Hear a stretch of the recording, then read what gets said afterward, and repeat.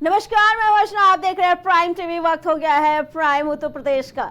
अखिलेश यादव ने बहराइच घटना पर भाजपा पर निशाना साधा और कार्यकर्ताओं द्वारा दंगे किए जाने की पोल खोली है।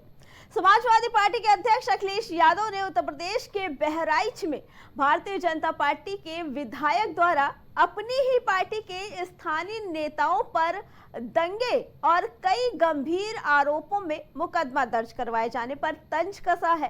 तंज करते हुए मंगलवार को कहा कि सच तो ये है कि भाजपा अपने ही लोगों के खिलाफ साजिश रच रही है। सपा प्रमुख ने बहराइच की महसी सीट से भाजपा विधायक सुरेश्वर सिंह द्वारा 18 अक्टूबर को भाजपा की युवा शाखा भारतीय जनता युवा मोर्चा के नगर अध्यक्ष अर्पित श्रीवास्तव के साथ साथ 7 नामजद और अनेक अज्ञात के खिलाफ मुकदमा दर्ज कराए जाने का जिक्र करते हुए एक मीडिया रिपोर्ट भी साझा की। भारतीय जनता पार्टी ने धोखा दिया है। हर समाज के लोग ये समझ गए हैं कि भारतीय जनता पार्टी पीडीए परिवार की दुश्मन है और ये चुनाव में भी हम लोगों को देखने को मिल गया। बीएलओ का हटाना, अधिकारियों का हटाना, पुलिस सिपाहियों के नाम पता जानकारी करना, फिर जात के आधार पर हटाना, जात के आधार पर निर्देश देना। यूपी के हरदोई में आयोजित एक कार्यक्रम के दौरान डिप्टी सीएम केशव प्रसाद मौर्य ने समाजवादी पार्टी के मुखिया अखिलेश यादव पर तीखा हमला किया। अखिलेश यादव पर जोरदार हमला बोलते हुए उन्होंने माफियाओं का सरगना बता डाला। तो वहीं बहराइच में हुए दंगों पर प्रतिक्रिया देते हुए उन्होंने कहा कि अखिलेश यादव को कोई अधिकार नहीं है कि वो दंगे की बात पर कोई भी बात कहे, क्योंकि उनके शासनकाल में उत्तर प्रदेश एक भी दिन दंगा मुक्त नहीं रहा। इसलिए जब वो इस तरह की बात बोलते हैं तो ये बातें उन्हें शोभा नहीं देती। क्या कुछ कहा केशव प्रसाद मौर्य ने, चलिए आपको सुनाते हैं। आज वैसे मुश्किल रहता है, सोमवार को जनता दर्शन होता है, लेकिन कार्यक्रम तय हुआ आज मुझे आने का। प्रभारी मंत्री जो यहाँ के हैं हमारे श्री असीम अरुण जी, वो भी हमारे मंत्रिपरिषद के साथ ही नितिन जी आपके जिले के हैं, कुछ बताने की जरूरत नहीं है। तो आज का यह यशस्वी कार्यक्रम हुआ है और हमें पूरा विश्वास है कि जो चुनाव होने जा रहे हैं उत्तर प्रदेश के, इस पर भारतीय जनता पार्टी जीतेगी और महाराष्ट्र में तो हम सरकार पुनः वापसी करेंगे। झारखंड में भी कमल खिलेंगे। भारतीय जनता पार्टी ताकत में और इजाफा होगा और कांग्रेस ने, समाजवादी पार्टी ने मिलकर के जो झूठ बोल करके, गुमराह करके कुछ सफलता जैसे हासिल किया तो गुब्बारे की तरफ फूले, तो जनता ने गुब्बारे की शुरू कर दिया है। हरियाणा में कमल खिला।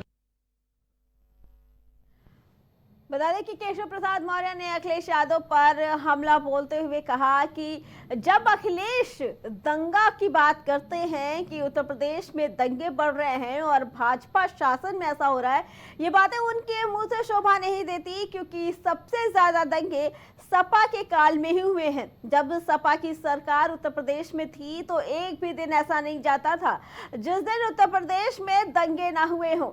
सबसे ज्यादा दंगे भड़काने का काम समाजवादी पार्टी ही करती है। इस बात को लेकर उन्होंने अखिलेश यादव को खूब खरी खोटी सुनाई।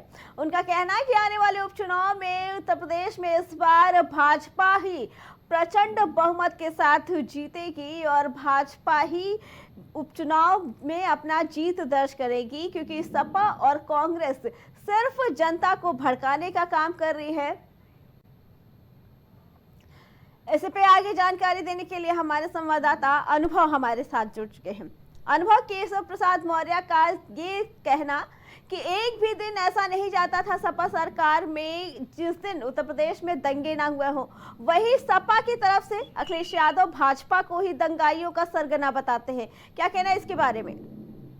बताते चले कि पूर्व विधायक उपेंद्र तिवारी पम्मी, जिनकी 17वीं पुण्यतिथि थी, जिनकी पत्नी वर्तमान में उच्च शिक्षा मंत्री हैं उत्तर प्रदेश सरकार में, 17वीं पुण्यतिथि थी, तो उसी बीच ये शाहबाद में आगमन था उप मुख्यमंत्री केशव प्रसाद मौर्य जी का। तो वही ये वाद विवाद हुआ। उत्तर प्रदेश के जिले अखिलेश यादव पर जोरदार हमला बोलते उन्होंने तमाम तरह के माफिया का सरगना बता दिया।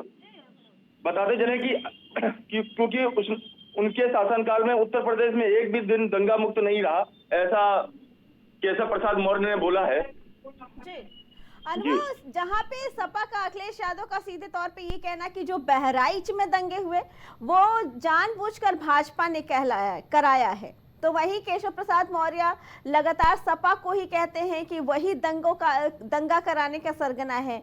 इसके बारे में क्या कहना है? जी बताते चले कि अखिलेश यादव के बयान पर पलटवार करते हुए उप मुख्यमंत्री केशव प्रसाद मौर्य का बयान आया है कि कहते हैं कि अखिलेश यादव के बारे में बार बार कह चुका कि गुंडे, अपराधी, माफिया, भूमाफिया, शराब माफिया, नकल माफिया, भर्ती माफिया, जितने भी माफिया हैं उनके सरगना है अखिलेश यादव, उनके सरदार हैं अखिलेश यादव। और वह भारतीय जनता पार्टी के बारे में जब कुछ बोलता है तब लगता है कि उनको अपना इतिहास, अपना शासनकाल याद नहीं है। दोनों ही पार्टियां एक दूसरे को दंगाई बताते हैं, क्या लगता है कि जनता किसकी तरफ होगी? क्योंकि अगर देखा जाए तो दोनों ही अपनी बातों से एक दूसरे के खिलाफ जनता को भड़का रहे हैं। जी जनता किसका साथ दे रही है? क्या लगता है कि हरदोई की जनता किसका साथ देती है? सपा की तरफ ज्यादा झुकाव है या भाजपा की तरफ? जी हाल ही के लोकसभा चुनाव में आया रिजल्ट भाजपा के विपरीत था। देखा जाए कि सपा का अच्छा खासा यहाँ पर नतीजा देखने को मिला था, जिसमें कई जगह की लोकसभाओं के प्रत्याशियों ने मुंह की खानी पड़ी थी।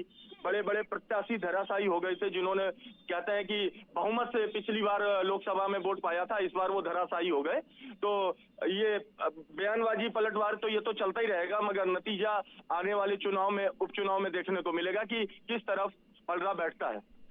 वो जहां तक सपा का पिछले कुछ समय से रिकॉर्ड खराब चल रहा है, क्योंकि कई सपा नेताओं का नाम रेप जैसे मामलों में या और भी अपराधों में सामने आया। क्या लगता है कि आने वाले उपचुनाव में इसका असर देखने को मिल सकता है सपा में? क्योंकि सपा की छवि कहीं ना कहीं धूमिल होती नजर आ रही है। जी कहीं ना कहीं सही कह रहे हैं कि हाल ही में नवाब सिंह वाला प्रकरण, कन्नौज वाला और ऐसे कई मामले जिसमें सपा निशाने पे आए, सपा के प्रत्याशी, सपा के नेता निशाने पे आए हैं, उस आधार पर देखा जाए तो उपचुनाव में सपा को बहुत अच्छा प्रतिशत दिखाई नहीं दे रहा है। अनुभव, क्या लगता है कि लोकसभा चुनाव में हरदोई की जनता भाजपा से नाराज थी? क्या आने वाले समय में वो नाराजगी दूर होती नजर आ रही है? क्योंकि भाजपा की तरफ से ये पूरे प्रयास किए जा रहे हैं जनता को रिझाने के। जी लोकसभा चुनाव में इतना अच्छा रिजल्ट नहीं रहा था, वोट प्रतिशत में कहीं ना कहीं कमी देखने को मिली थी भाजपा में। सपा का थोड़ा सा वोट प्रतिशत बढ़ा था और सीटें भी बढ़ी थी, मगर वर्तमान की स्थिति को देखते हुए प्रधानमंत्री जी के जो कहते हैं कि शासनादेश अभी हाल ही में हुए हैं, तो उनको मद्देनजर रखते हुए भाजपा का कुछ ना कुछ ग्राफ बढ़ेगा जरूर। जी बिल्कुल। जी अनुभव, आपका बहुत बहुत धन्यवाद।